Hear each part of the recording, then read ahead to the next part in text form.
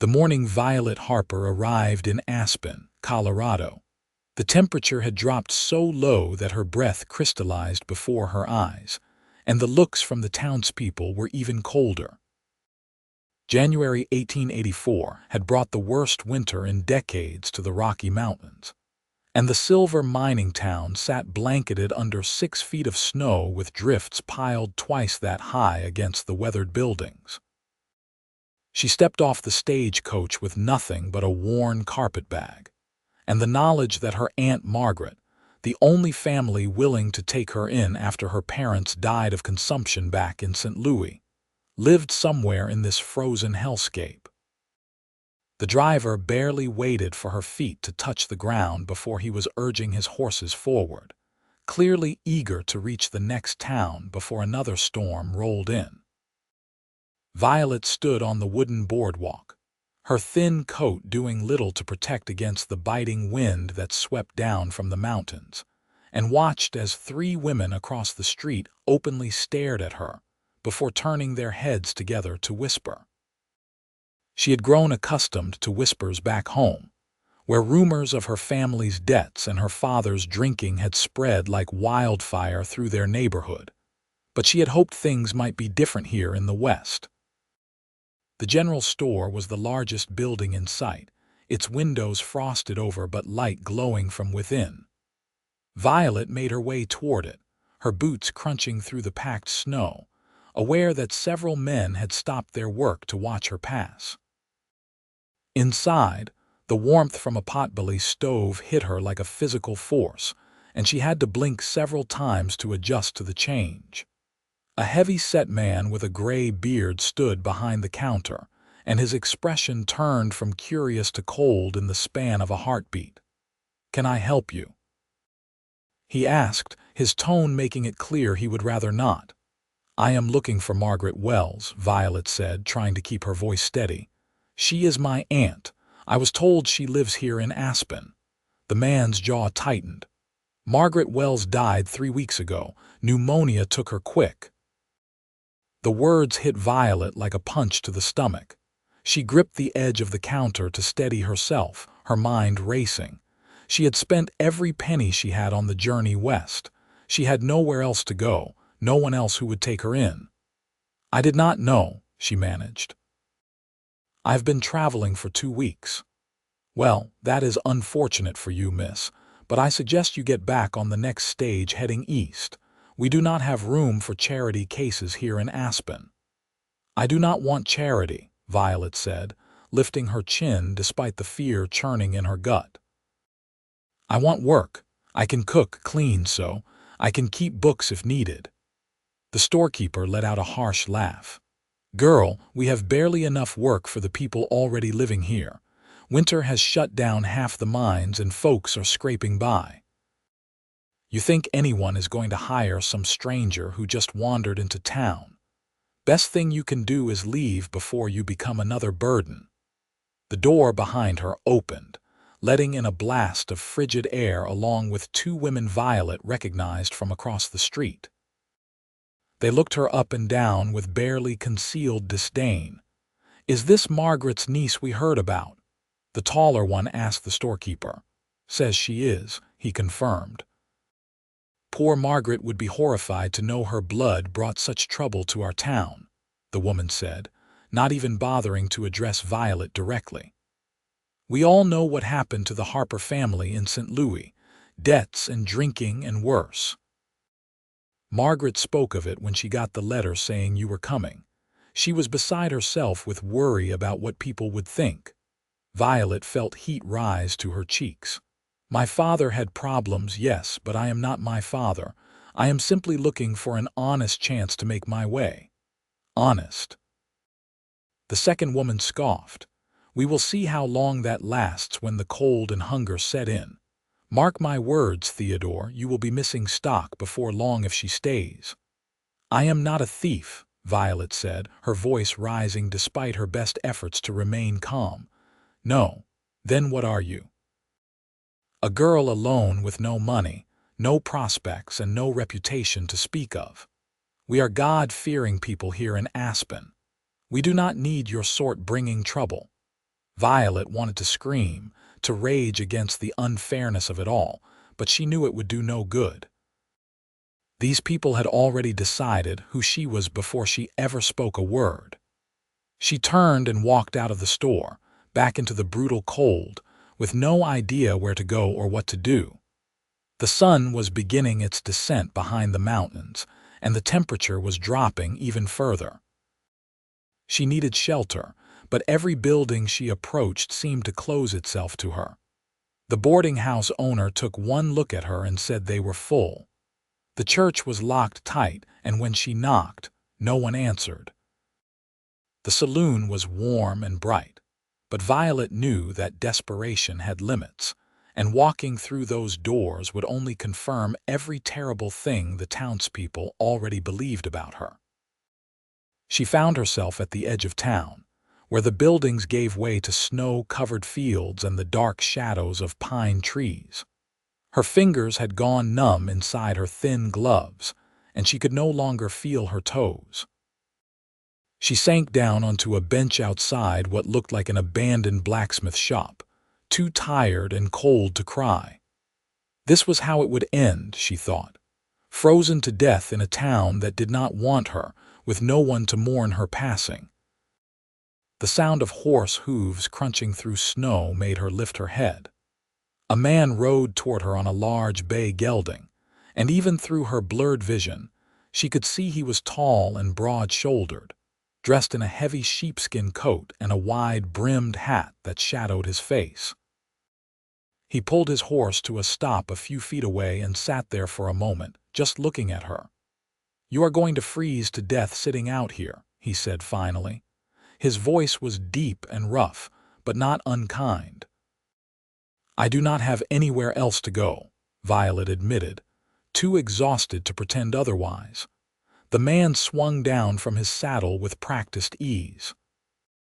As he came closer, Violet could see he was younger than she had initially thought, perhaps 25 or 26, with dark hair that curled slightly at the collar and eyes so pale blue they were almost gray. His face was weathered from years of outdoor work, and a scar cut through his left eyebrow, but there was something about his expression that made her feel less afraid. "I heard about you," he said, crouching down so he was at her eye level. "The stagecoach driver stopped at my ranch about an hour ago to water his horses. He mentioned dropping off a girl who was in for a rough time. I am Sam Jennings." "Violet Harper," she said through chattering teeth. "Well, Miss Harper, I cannot in good conscience leave you out here to die. I have a ranch about 3 miles north of town. It is not much, but it is warm and there is food. You can stay there until you figure out what you want to do next." Violet stared at him, trying to determine if this was some kind of trap or trick. But his eyes were steady and honest, and she was out of options. "Why would you help me? Everyone else in this town has made it clear I am not welcome." Sam's jaw tightened. "Because I know what it is like to be judged for things beyond your control, and because it is the right thing to do. Now, can you stand? We need to get you somewhere warm before you lose any fingers or toes to frostbite." He held out his hand, and after a moment's hesitation, Violet took it. His grip was strong and sure as he pulled her to her feet, and when her legs threatened to buckle, he steadied her with a hand on her elbow. He whistled, and his horse came closer. Sam picked up her carpetbag with one hand, and then, before she could protest, he lifted her onto the horse's back as if she weighed nothing at all. He swung up behind her, wrapping one arm around her waist to keep her secure, and reached forward to take the reins. "Lean back against me," he instructed. "I will keep you warm." Violet had no strength left to argue. She let herself sink back against his solid chest, and immediately she could feel heat radiating through his coat. He urged the horse forward into a steady walk, and they left the town of Aspen behind. The journey took nearly an hour in the deep snow, and Violet drifted in and out of awareness. She was vaguely conscious of Sam's arm around her, holding her secure, and his voice occasionally speaking soothing words she could not quite make out. When they finally arrived at the ranch, full darkness had fallen, but lamplight glowed in the windows of a sturdy log cabin. There was a barn nearby and a corral where several horses stood with blankets across their backs. Sam dismounted first and then carefully lifted Violet down. Her legs would not hold her, and she would have fallen if he had not caught her. He cursed under his breath, then scooped her up into his arms and carried her toward the cabin. He kicked the door open and brought her inside, setting her down on a chair near a roaring fireplace. The warmth was almost painful after so long in the cold. "Stay there," he ordered, and then he was gone back outside. Violet sat shivering, looking around the cabin. It was one large room with a bed in one corner, a kitchen area with a cast-iron stove, and a rough-hewn table with 4 chairs. Everything was neat and clean, which surprised her. Most bachelor homes she had heard about were disaster areas. Sam returned a few minutes later, having clearly settled his horse in the barn. He hung his coat and hat on pegs by the door and then came to kneel in front of her. "We need to get these boots off and check your feet," he said. He unlaced her wet boots with gentle efficiency and pulled them off along with her soaked stockings. Her feet were pale and mottled, but as he carefully examined them, he nodded. "No frostbite, thank God, but they are going to hurt as they warm up. Same with your hands." He was right. As circulation returned to her extremities, Violet had to bite her lip against the painful tingling. Sam went to a trunk against the wall and pulled out thick wool socks and a heavy blanket. He helped her pull the socks on and then wrapped the blanket around her shoulders. Then he went to the stove and began preparing food with the kind of competence that spoke of long practice. Within 20 minutes, he had set a bowl of hot stew and fresh bread in front of her. "Eat," he said simply. Violet realized she had not eaten since the previous morning. She picked up the spoon and began to eat, and the food was so good she almost wept. Sam sat across from her with his own bowl, eating in silence and giving her time to recover. When she had finished every bite, he took the bowl and refilled it without a word. She ate more slowly this time, and finally she felt almost human again. "Thank you," she said quietly. "I do not know what I would have done if you had not come along." Sam leaned back in his chair and studied her. "You would have died, most likely, which would have been a shame. Why did you really help me? You do not know anything about me. I know you were sitting outside in the freezing cold with nowhere to go. That was enough." Violet shook her head. "The people in town, they think I am trouble. They knew about my family, about my father's problems." "And what do you think?" Sam asked. "I think I am tired of being blamed for things I did not do. My father drank himself to death, and my mother died from a broken heart and disease, and I did everything I could to hold our family together. But none of that mattered to the people back home, and apparently it does not matter here either." Sam was quiet for a long moment. "My father was a drunk too," he finally said. "He beat my mother until the day he fell off his horse and broke his neck. I was 12 years old. After he died, everyone in our town looked at me like I was going to turn out just like him. Like violence and drinking were in my blood. I left when I was 16, came west, and started over. Built this place with my own 2 hands. I have never touched a bottle of whiskey in my life, and I have never raised my hand to anyone who did not deserve it. What I am trying to say is, you get to decide who you are, not your father, not some bitter townspeople. You." Violet felt tears burning in her eyes. It was the first time anyone had spoken to her like she mattered in months, maybe years. "I do not even know what I want," she admitted. "I just know I want a chance to prove myself." "Then you will stay here," Sam said, as if it were the simplest thing in the world. "At least until the worst of winter passes and you can figure out your next step. I have plenty of room and I could use help around the place. I will pay you fair wages for fair work. People in town will talk, Violet warned. Sam's expression hardened. Let them talk. I stopped caring what narrow-minded fools think a long time ago. That night, Sam insisted Violet take the bed while he made himself a pallet on the floor near the fire. She protested, but he would not hear otherwise. She lay beneath thick quilts, warmer than she had been in weeks, and listened to the wind howling outside. For the first time since her mother's death, she felt something like hope flickering in her chest. The next morning, Violet woke to find Sam already up and dressed. He had coffee brewing and was frying eggs and bacon at the stove. She sat up, momentarily disoriented, and then remembered where she was. Sam glanced over his shoulder and gave her a small smile that transformed his usually serious face. "Morning," he said. "There is a basin of warm water on the table and a clean shirt of mine you can wear. It will be too big, but it is dry. Take your time."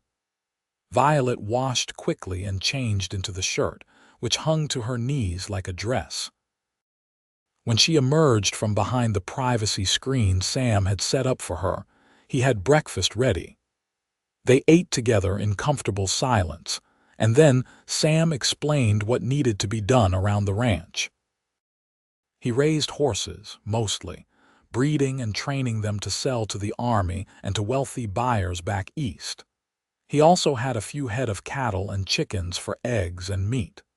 The work was constant, especially in winter when the animals needed extra care and feed. "I am not expecting you to do hard labor," he clarified. "But if you can handle the cooking and mending and maybe help me with the books, that would be a huge help. I am terrible at keeping records." "I can do all of that," Violet assured him, and so they fell into a routine. Sam spent his days working with the horses and maintaining the ranch, while Violet kept the cabin clean, prepared meals, and began organizing his chaotic collection of receipts and ledgers. She discovered she had a talent for numbers, and within a week, she had his accounts in perfect order. She also proved to be an excellent cook, much better than Sam, who admitted he had been living mostly on stew and bread for 2 years. In the evenings, they would sit by the fire and talk. Sam told her about his life, about traveling west through Kansas and Wyoming before settling in Colorado. He had worked as a ranch hand, a trail driver, and briefly as a deputy in a small town near Denver before saving enough money to buy this land.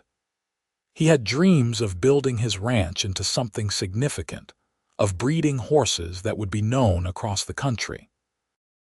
Violet told him about her childhood in St. Louis, about how her father had been a kind and successful merchant before the drinking started.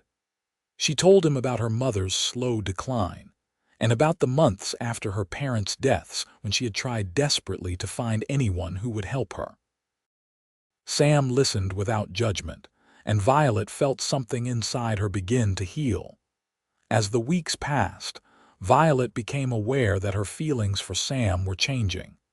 She found herself watching him as he worked with the horses, admiring his patience and skill. She noticed the way his eyes crinkled when he smiled, and how his voice softened when he spoke to the animals. He was unfailingly kind to her, always respectful, and she felt safer with him than she had ever felt with anyone. But she also knew she was being foolish. He had given her shelter out of kindness, nothing more. A man like Sam could have his pick of women once they got to know him. Why would he want someone like her, with her damaged reputation and no prospects? Sam, for his part, was fighting his own battle. He had not brought Violet to his ranch with any intention beyond helping someone in need. But living with her, seeing her smile over breakfast, hearing her humming as she worked, had awakened something in him he had thought long buried. She was beautiful, with her dark hair and warm brown eyes, but it was more than that. She was strong and resilient despite everything she had been through. She was smart and funny and kind, and being around her made him happy in a way he had never experienced before.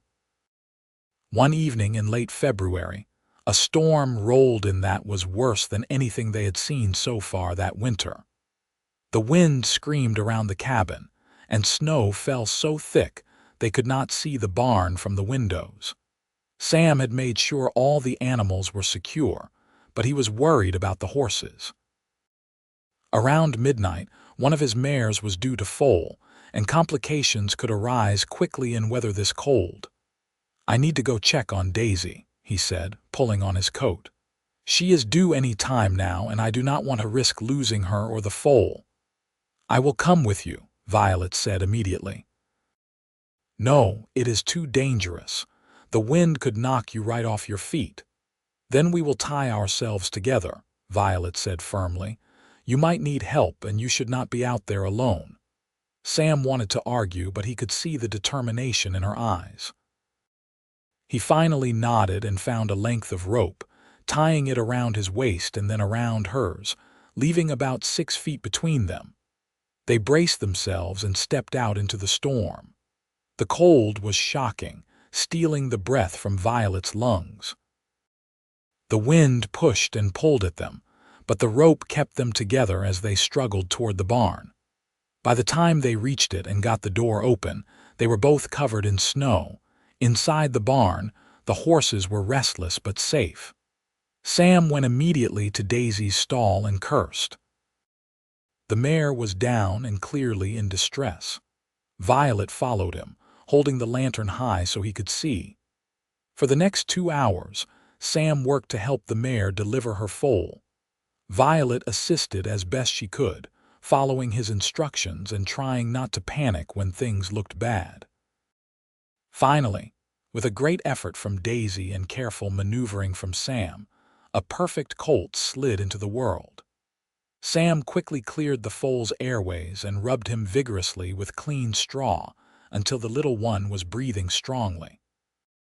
Daisy nickered and turned to nose her baby, and within minutes, the colt was struggling to stand on wobbly legs. Sam sat back on his heels, exhausted and covered in sweat despite the cold. Violet knelt beside him, and without thinking, she reached out to push a lock of hair back from his forehead. The gesture was so tender, so intimate that they both froze.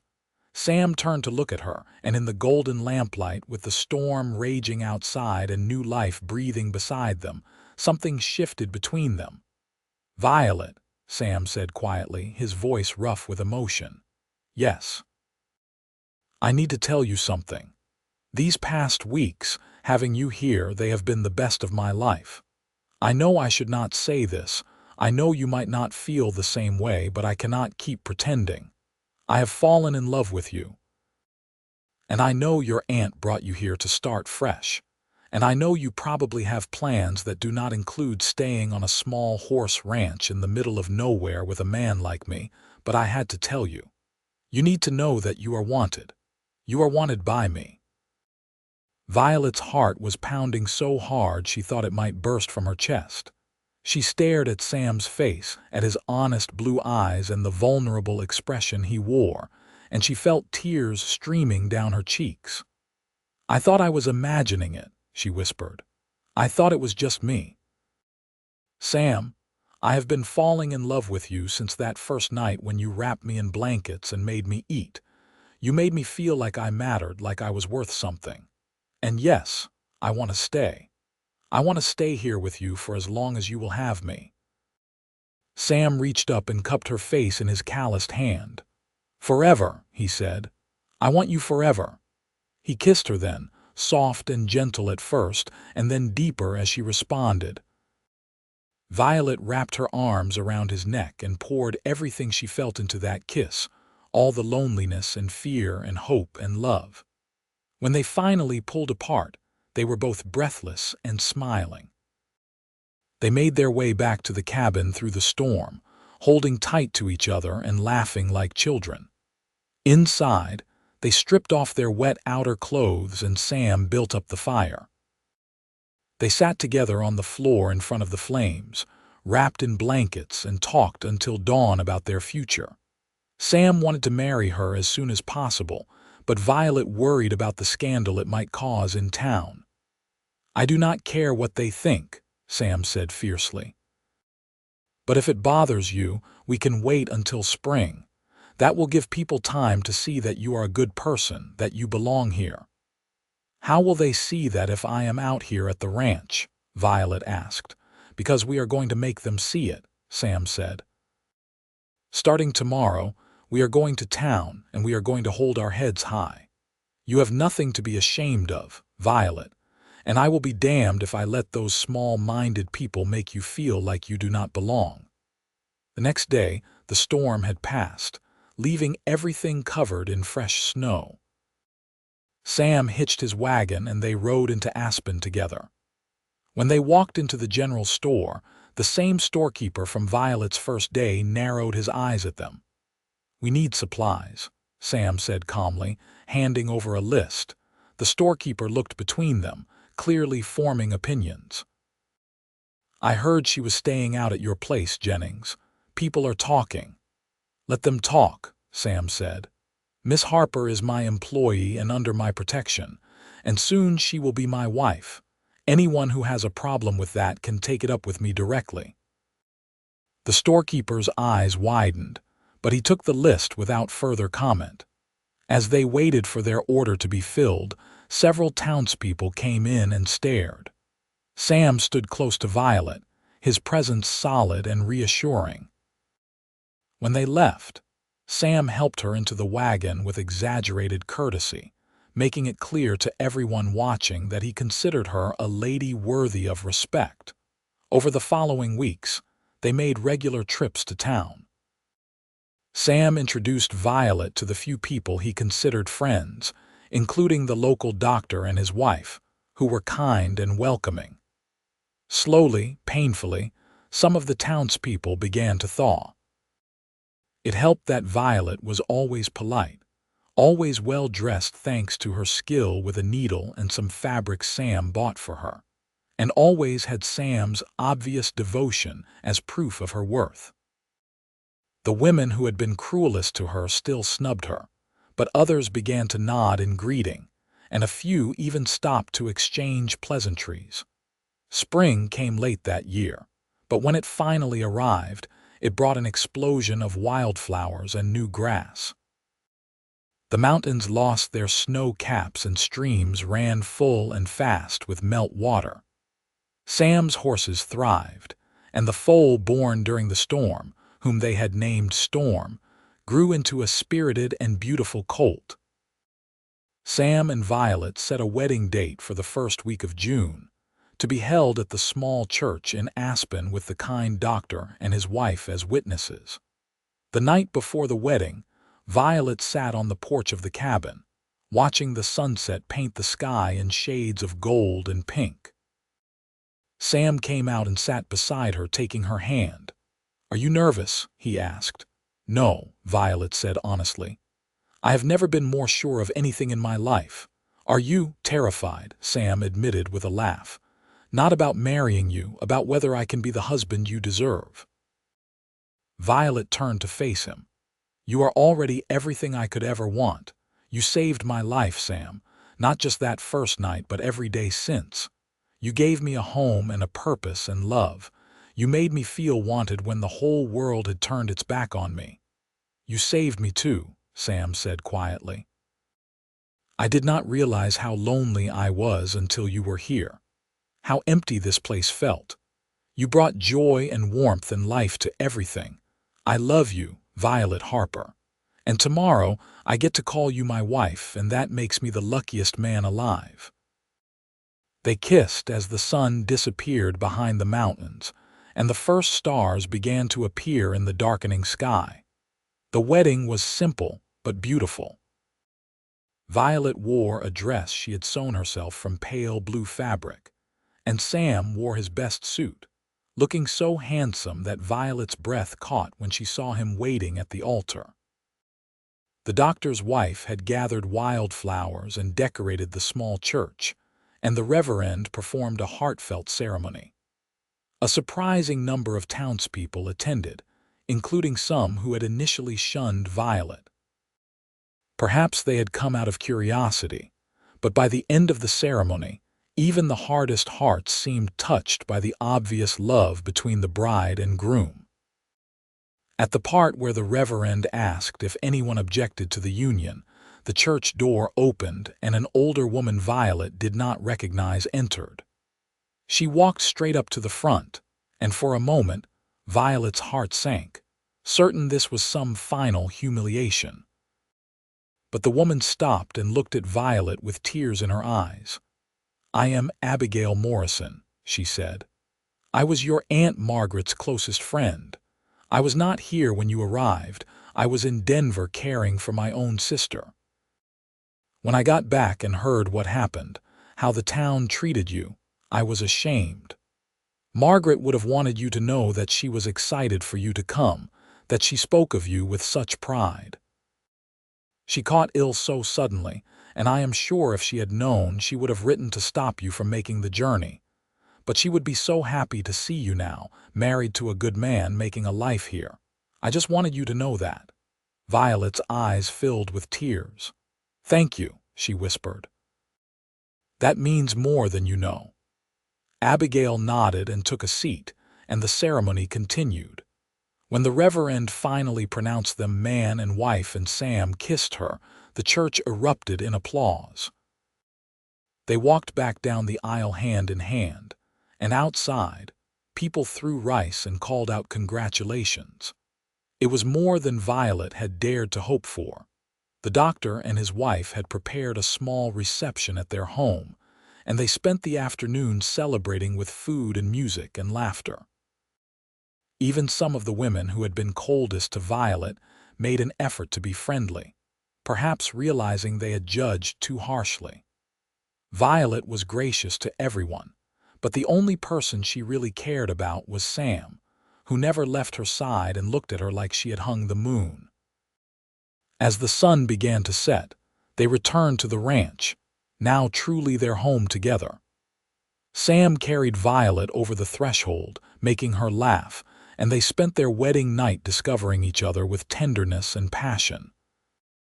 Afterward, they lay tangled together beneath the quilts, and Violet traced the scar on Sam's eyebrow with her finger. "How did you get this?" she asked. "Kicked by a horse when I was learning to train them. Nearly lost my eye. It taught me patience." "I am glad you learned patience," Violet said. "Otherwise you might not have been patient enough to deal with a half-frozen, scared girl with no prospects." Sam pulled her closer. "You always had prospects. You just needed someone to see them, and I saw them from the first moment, even though I did not know it yet. You were brave and strong and determined not to give up.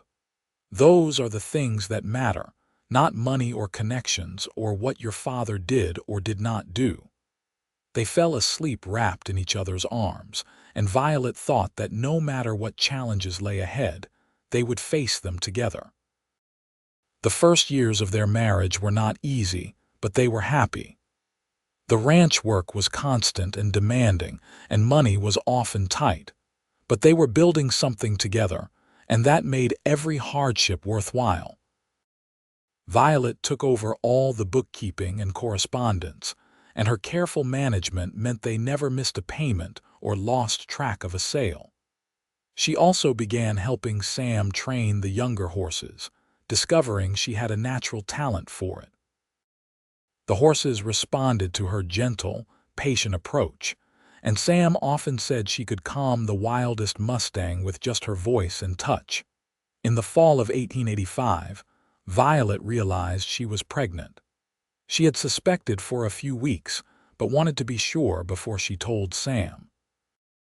When she finally shared the news one evening over dinner, Sam's face went through a series of expressions: shock, fear, and then pure joy, before he jumped up and swept her into his arms, spinning her around until she was dizzy and laughing. "We are going to have a baby," he kept saying, as if he could not quite believe it. "A baby." "You are going to be a father," Violet confirmed, cupping his face in her hands. "Are you ready for that?" "I have no idea," Sam admitted, "but I am going to try to be the best father I can be. Nothing like my own. This child is going to know every single day that they are loved and wanted and valued." Violet's pregnancy was relatively easy, though the morning sickness in the first few months was brutal. Sam was endlessly patient, holding her hair when she was sick and bringing her dry toast and weak tea. As her belly grew, he became almost comically protective, refusing to let her lift anything heavy or work too hard. Violet found it both endearing and frustrating, but she could not really complain when it came from such a place of love. In May of 1886, on a warm spring morning when the meadow outside their cabin was full of wildflowers, Violet went into labor. Sam rode like the devil himself was chasing him to fetch the doctor, and by the time they returned, Violet was gripping the bedpost and breathing through contractions. The doctor's wife, Emma, came too, and she shooed Sam outside despite his protests. "First-time fathers just get in the way," she said firmly. "Go chop some wood or something. We will call you when the baby is here." Sam paced outside for hours, occasionally trying to peek through the window until Emma shooed him away. Finally, as the sun was beginning to set, he heard the sound he had been waiting for, a baby's cry. He was through the door in seconds, and there was Violet, exhausted and sweaty and absolutely radiant, holding a tiny bundle wrapped in a blanket. "Come meet your son," she said, smiling through happy tears. Sam approached slowly, as if afraid he might break something. Violet pulled back the blanket to reveal a tiny, red-faced baby with a shock of dark hair. Sam stared at his son, and Violet watched as tears began to stream down her husband's face. "He is perfect," Sam whispered. "Absolutely perfect. What should we name him?" They had discussed names for months but never quite decided. Now, looking at their son, Violet knew. "Thomas," she said. "Thomas Samuel. After your mother's father, the one good man in your family line before you." Sam nodded, too choked up to speak. He carefully took his son into his arms, holding him with surprising confidence for someone who had claimed to know nothing about babies. Little Thomas opened his eyes, dark blue like his father's, and seemed to study Sam's face. In that moment, Sam made a silent vow to be the father this child deserved, to give him all the love and support and guidance he himself had never received. The first years of Thomas's life were a blur of sleepless nights and endless laundry, and more joy than Sam and Violet had thought possible. Their son was healthy and strong, with his father's determination and his mother's curiosity about the world. By the time he was 2, he was toddling after Sam around the ranch, trying to help with chores in his own chaotic way. Sam never lost patience with him, always taking time to explain what he was doing and why, treating even his toddler son's questions with respect. Violet watched them together and felt her heart swell with love and gratitude. This life they had built, this family they had created, was more than she had ever dreamed possible back when she was sitting frozen and alone on that bench in Aspen. She thought sometimes about the people who had rejected her, and while she had forgiven them, she had not forgotten. She made a point of always being kind to anyone she met who seemed down on their luck, remembering how Sam's kindness had saved her life. In 1889, Violet discovered she was pregnant again. This time Sam was less panicked and more excited, though still just as protective. Thomas, now 3 years old, was delighted at the prospect of a sibling, though he did not quite understand what it meant. He would talk to Violet's growing belly and bring his favorite toys to show the baby. Their daughter arrived in January of 1890, during another of Colorado's brutal winter storms, as if she wanted to make an entrance. The labor was faster and easier than with Thomas, and when the doctor placed the squalling baby in Violet's arms, she fell instantly in love. The baby had Violet's dark hair and delicate features, though her eyes were the same pale blue as Sam's. "What about Lily?" Sam suggested, stroking his daughter's soft cheek. "Like the flowers that grow by the creek every summer." "Lily Margaret," Violet said, adding her aunt's name. "After the woman who wanted to give me a chance, even if she did not live to see it happen." Sam agreed, and little Lily Margaret Jennings was welcomed into the family. Thomas was initially fascinated by his baby sister, though he quickly learned that babies were boring when all they did was sleep and cry. But as Lily grew and became more interactive, the two children developed a close bond. Thomas was fiercely protective of his little sister, and Lily followed him everywhere her chubby legs could carry her. As the children grew, the ranch continued to thrive. Sam's reputation as a horse breeder grew, and buyers came from as far as California and Texas to purchase his stock. The money allowed them to expand, building a proper barn and adding more land. They hired occasional help during busy seasons, and Sam trained a young man named Peter to assist with the horses. Violet continued to manage the books and correspondence, and she also started a small garden that provided vegetables and herbs for their table and to sell in town. The town of Aspen itself had changed over the years. The silver mines had played out, but the town adapted, becoming a supply center for the surrounding ranches and farms. New families moved in, and some of the old bitterness faded away. Violet was now respected as Sam Jennings' wife, as a shrewd businesswoman, and as a mother raising good children. The women who had once scorned her now sought her advice on everything from sewing to managing household accounts.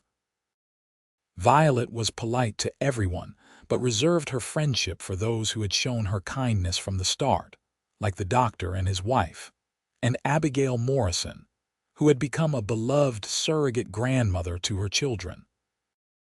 In 1895, when Thomas was 9 and Lily was 5, a crisis struck the region. A drought had been building for months, and by July, it was severe. The grass in the pastures turned brown, and the creek that ran through their property slowed to a trickle. Sam worked from dawn until long after dark, hauling water for the horses and cattle, and trying to keep his stock alive. Violet helped however she could, but she was also worried about their finances. Feed prices had skyrocketed, and several buyers had canceled orders because of their own financial troubles. One evening, Sam came in from working and collapsed into a chair, too exhausted to even remove his boots. Violet knelt in front of him and began unlacing them, her heart aching at the lines of stress on his face. "We might have to sell some of the stock," Sam said quietly. "I hate to do it, especially the younger horses we have been training, but I do not see another option. We cannot afford to feed them all if this drought continues." "How much do we need?" Violet asked. Sam named a figure that made her wince, but she had been doing her own calculations. "I think we can make it through without selling the young stock," she said slowly. "We have some savings and I can cut expenses in other areas. It will be tight, but if the drought breaks by fall, we should be all right." "You are sure?" Sam asked. "I am sure. We have built this ranch together, Sam. I am not going to let a drought destroy what we have worked so hard for." They made it through that summer by sheer determination and careful management. When the rains finally came in September, Sam and Violet stood on the porch and watched the water fall from the sky, holding each other and crying with relief. The grass came back green and lush, and the horses fattened up again. They had lost some weight and condition, but none had died, and that was what mattered. The experience brought them even closer together, if that was possible. Sam told Violet repeatedly that he could not have survived without her, and Violet knew the same was true in reverse. They were a team, partners in every sense of the word, and their love had only deepened over the years. As their children grew into teenagers, Sam and Violet watched with pride as they developed into good, capable people. Thomas had his father's way with horses and his mother's head for business. At 17, he was already handling some of the training and sales on his own. Lily was a spirited, intelligent girl who loved to read and had announced she wanted to be a teacher. Violet and Sam supported both their children's dreams, determined to give them opportunities they themselves had never had. In 1901, when Violet was 35 and Sam was 38, they took their first real vacation. They left the ranch in Thomas's capable hands and took Lily, now 11, on a train trip to San Francisco. It was a journey of discovery and wonder, seeing the ocean for the first time and walking the streets of a real city. They stayed for 2 weeks, and while they enjoyed themselves, they were all happy to return home to Colorado and the ranch that was the center of their world. That evening, sitting on their porch and watching the sunset, Sam pulled Violet close. "Do you ever regret it?" he asked. "Staying here instead of going back east or trying for a different life?" Violet looked at him in surprise. "Regret this?" "Regret you and our children and the life we have built? Never. Not for a single second. Do you?" "God, no," Sam said fervently. "I was just thinking about that day I found you freezing and alone. I almost did not go into town that day. I had planned to stay home and work on the fence line. But something made me change my mind, and I have thanked God for that decision every day since. You are the best thing that ever happened to me, Violet. You and our children. I just wanted to make sure you felt the same way." "I do," Violet said softly. "You told me that day that I was wanted, and you have spent every day since proving it. You made me feel valued and loved and important. You gave me a home and a family and a purpose. I love you, Sam Jennings, more than I could ever put into words." They kissed as the stars began to appear overhead, and Violet thought about how far they had come. From that frozen, frightened girl who had nowhere to go, to a woman with a family and a home and a place in the world. It had not been easy, and there had been challenges and heartbreak along the way, but she would not change a single thing. Over the next decade, their lives continued to evolve. Thomas married a lovely young woman named Sarah in 1907, and they built a house on the far edge of the ranch property. Within a year, Sam and Violet became grandparents when Sarah gave birth to a daughter named Rose. Sam was completely besotted with his granddaughter, and Violet loved watching the man who had once been so tough and guarded melt into a pile of mush every time the baby smiled at him. Lily went to teaching college in Denver, fulfilling her dream, and returned to Aspen to teach at the local school. In 1910, she married a young lawyer named David Holloway who had moved to town the previous year.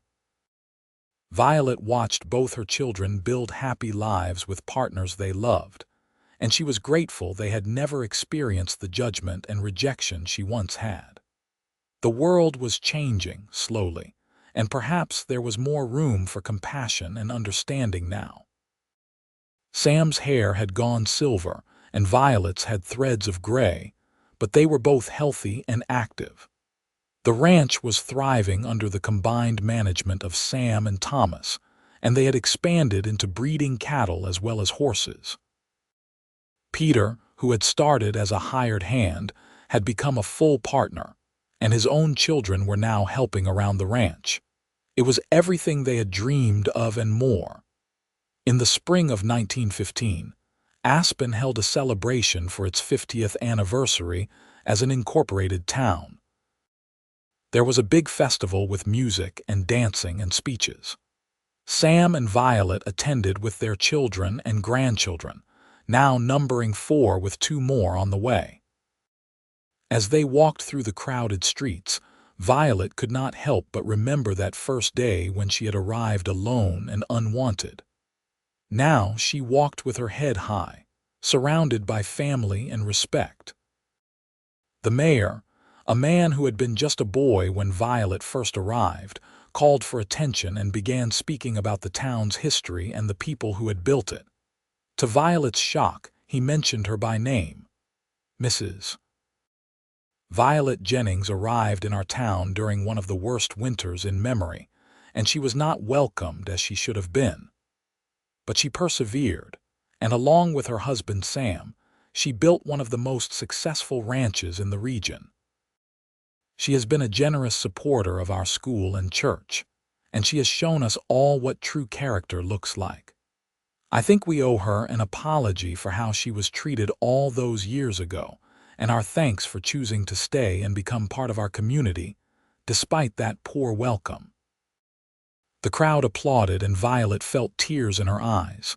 Sam squeezed her hand and whispered, "You hear that? You are wanted. You have always been wanted." "By you, most importantly," Violet whispered back. "That was all I ever really needed." The celebration continued late into the evening, and the whole family danced and laughed together. When it was finally time to head home, Thomas drove his parents in the wagon while the younger generation walked behind, still full of energy. Violet leaned against Sam's shoulder, comfortable and content, and watched the stars wheel overhead. "Are you happy?" Sam asked, as he had so many times over the years. "More than I ever thought possible," Violet answered honestly. "You kept your promise, Sam. You made me feel wanted every single day." "That was easy," Sam said, kissing the top of her head. "Loving you has been the easiest thing I have ever done." They arrived home to find the house exactly as they had left it, though it had been expanded several times over the years and was now quite large. Thomas helped his parents down from the wagon and bid them good night, and Sam and Violet made their way inside. The house was quiet, a stark contrast to the noise and chaos of the celebration, but it was a good quiet. It was the quiet of a life well lived, of dreams fulfilled and promises kept. Over the next few years, their family continued to grow. More grandchildren arrived, and the ranch expanded until it was one of the most successful in all of Colorado. Sam and Violet gradually handed over more responsibility to Thomas and Peter, content to take on advisory roles and spend more time with their grandchildren.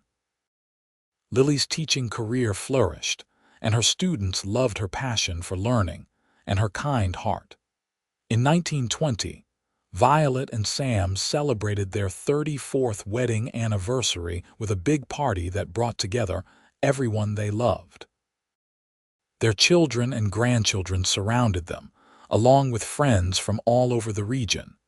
Even Abigail Morrison was there, now in her 80s but still sharp and full of stories about Margaret and the old days. She pulled Violet aside at one point and held her hand.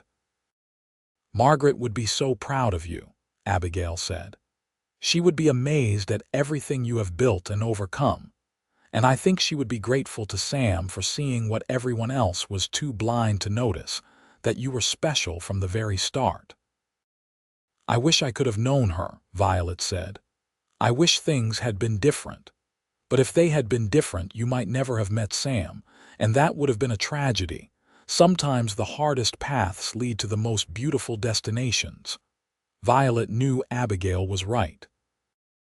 Every hardship she had endured had led her to this moment, to this life surrounded by love and family. She would not wish her suffering on anyone, but she also would not trade the outcome for anything in the world. As the party wound down and the last guests departed, Sam and Violet found themselves alone on their porch once again, watching the familiar sunset paint the Colorado sky in shades of gold and crimson. The mountains stood eternal in the distance, and the sound of horses in the corral was a comforting backdrop. This place, this home they had built together, was everything. I love you, Sam said, as he had said countless times over the decades. I love you too, Violet replied, her hand finding his with the ease of long practice. Thank you for taking my hand that day. Thank you for telling me I was wanted. You saved my life, Sam. No, Sam said, turning to look at her with those pale blue eyes that still made her heart skip a beat. We saved each other. You gave me a reason to be the man I always wanted to be. You gave me a family and a purpose and more joy than I knew existed. That day in the storm, when Thomas was being born and you were working beside me to save that foal, I remember thinking that I would go through 1,000 storms if it meant spending my life with you. We have been through our share of storms, Violet said with a smile. And we will probably face more before we are done. But we will face them together, just like we always have. Always, Sam agreed, and they sealed the promise with a kiss as the last light faded from the sky. The years that followed were gentler. Sam and Violet grew old together with grace, still taking their morning coffee on the porch, still working in the garden together, still holding hands as they walked around the property they both loved. They watched their grandchildren grow and begin having children of their own, ensuring the legacy they had built would continue for generations. On a warm summer evening in 1928, when Violet was 62 and Sam was 65, they sat together on their porch as they had done thousands of times before. Sam had been feeling tired lately, and Violet had noticed he moved more slowly, but they were both still active and healthy for their age. As the sun set, Sam turned to Violet and smiled. "You remember what I told you that first night?" he asked. "When I brought you here and you were half frozen and terrified. You told me a lot of things that night," Violet said, though she knew exactly what he meant. "I told you that you get to decide who you are, that your past does not define you. Do you still believe that?" "I do," Violet said firmly. "And I became who I am because of you, because you saw something in me worth saving." "I saw everything," Sam said, "and I have loved every bit of it." "Every moment with you has been a gift, Violet. I want you to know that. No matter what happens, no matter how much time we have left, I want you to know that you made my life complete." Violet felt a chill of premonition but pushed it away. "We have plenty of time left," she said. "We are going to watch Rose and the other grandchildren grow up.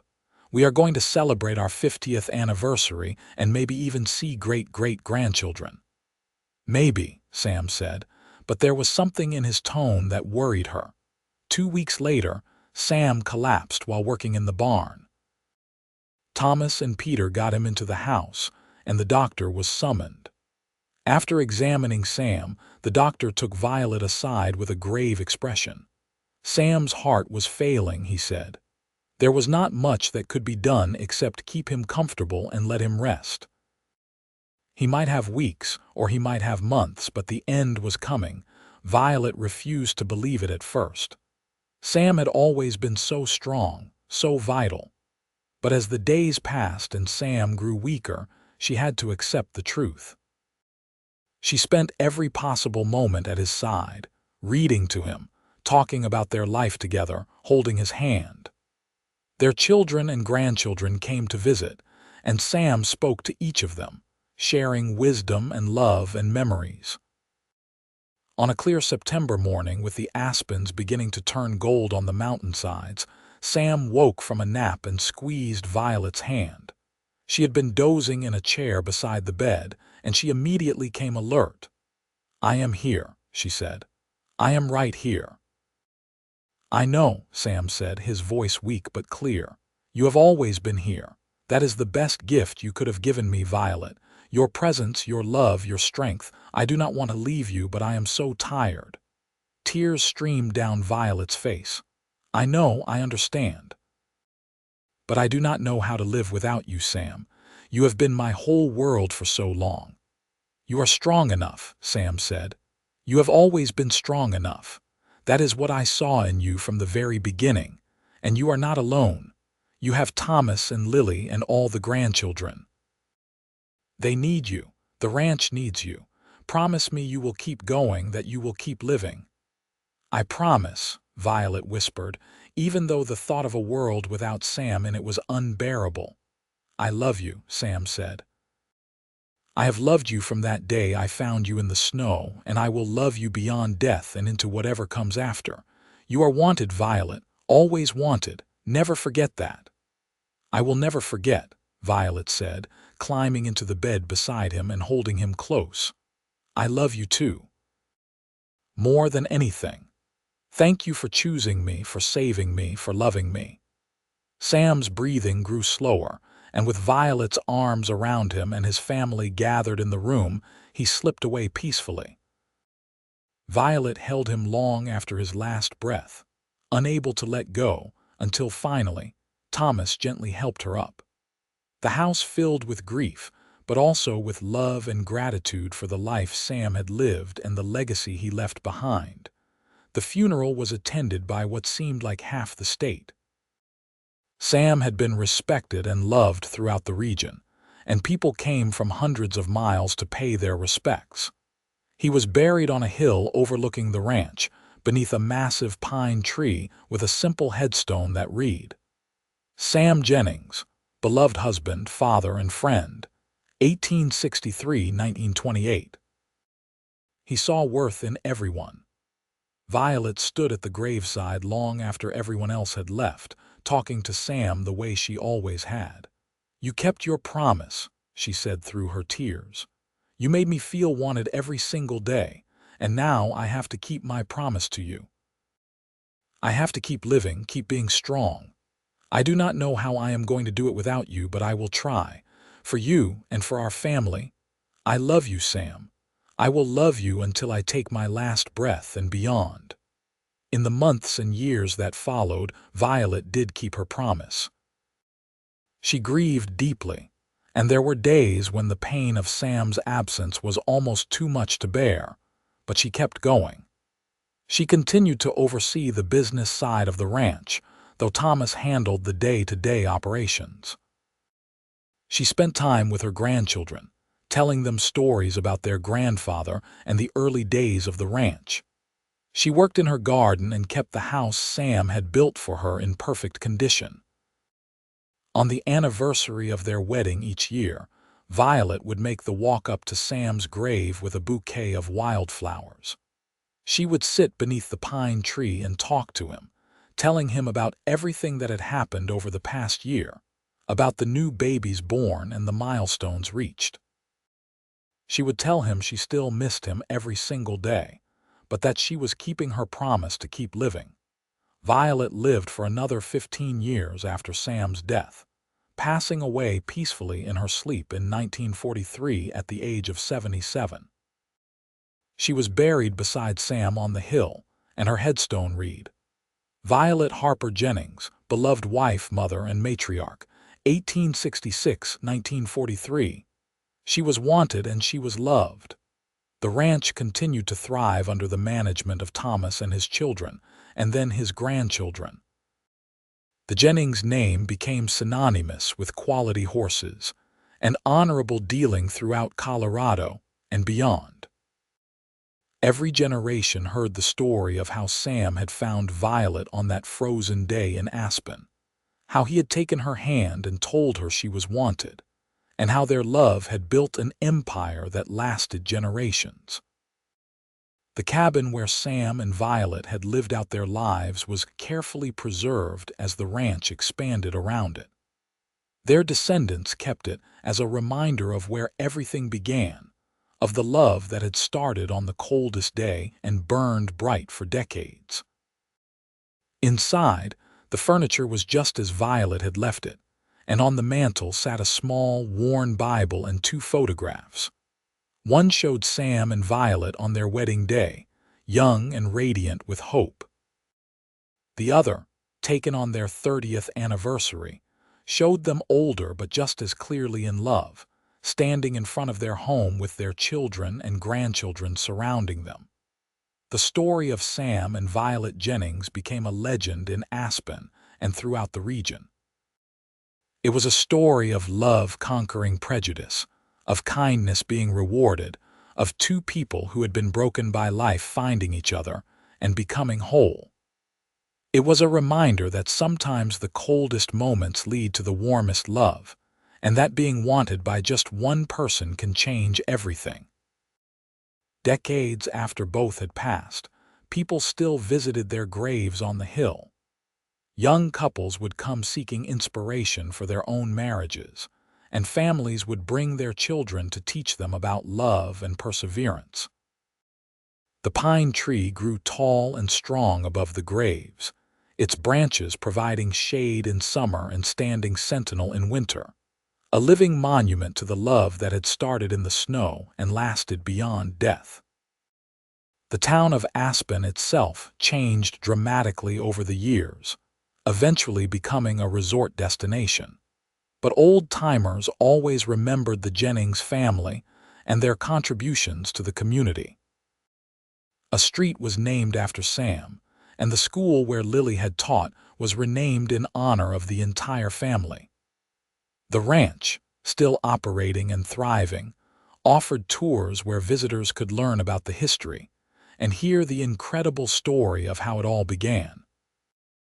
And on cold winter days, when snow blanketed the Colorado mountains and the wind howled down from the peaks, locals would sometimes tell newcomers about the day a frightened young woman arrived in town with nothing but a carpet bag and a heart full of hope. They would tell about how the town rejected her, but one man saw her worth. They would tell about how Sam Jennings took Violet Harper's hand and said the words that changed both their lives. "You are wanted by me." It was a story of the Wild West, but more than that, it was a story of love in its purest form. Love that saw beyond circumstance and reputation.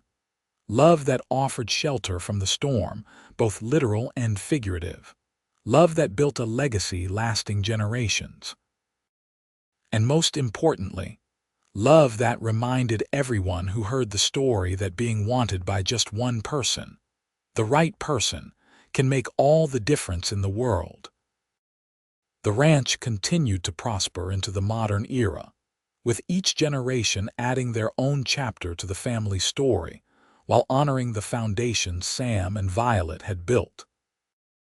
The values they had instilled, hard work, integrity, compassion, and unwavering love, became the bedrock of the family identity. Great-great-grandchildren who had never met Sam and Violet still spoke of them with reverence and tried to live up to their example. In the main house, now much larger but still containing the original cabin at its core, a family tree hung in the entrance hall. At the very top were two names, Sam Jennings and Violet Harper Jennings, joined by marriage on June 1, 1884. Below them spread dozens, and then hundreds of branches, each name representing a life that existed because two people had found each other on the coldest day and decided to build something beautiful together. And so the story of Sam and Violet lived on, not just in memories and legends, but in the very real continuation of the life they had created. Every foal born on the ranch, every crop harvested, every family gathering held beneath the Colorado sky was a testament to the love that had started with a simple act of kindness on a frozen day in Aspen. It was a love that had been tested by hardship and strengthened by time. A love that had created a family, built a legacy, and proved that sometimes the most unwanted can become the most cherished, and that being wanted by one person can be enough to change the entire trajectory of a life.